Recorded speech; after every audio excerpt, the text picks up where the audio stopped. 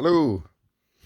So if you got an aftermarket windshield wiper motor, electric, because mine originally had vacuum. There's a whole bunch of adjustments, and so if you have one like this, you can pry this bracket up out of the way. There's a whole bunch of holes on a disc here. I'll show you. You can just pry this up gently without popping this ring out, and move it out of the way enough, and then you can slide this gear out, and then there's ways that you can set it. You can reverse it, you can set all different degrees of travel, and I'll show you that here. This is the gear that goes in there. So you pull that out. Actually, it goes in like this. Those are the holes that arm goes into. So you pull that out, and there's all your different numbers and your different holes. And to reverse it, you flip this, like you flip it over. And so then that'll reverse it.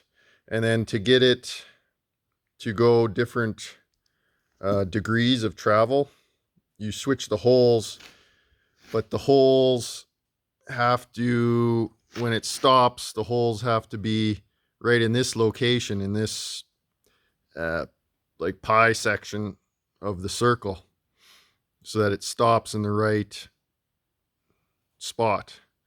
Otherwise it'll stop like in the middle of your windshield. So to do that, you get the different quarters.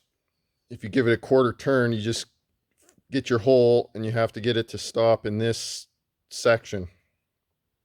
So you just take, there's a little brass cover on the back. You take off, and then you can take two screws out, and you can adjust this a quarter turn. So if you want this hole, but see how it's in this location, you undo those two screws and move this a quarter turn so that your holes are in this section. And you put her back in and pry this back over to the hole that's in this location, and it should work.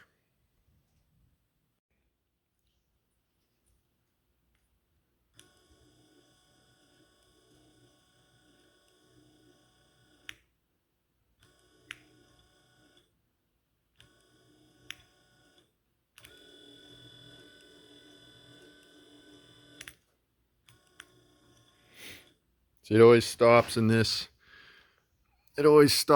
section. So you got to spin the disc whichever amount of travel you want. The disc hole's got to be in this quarter.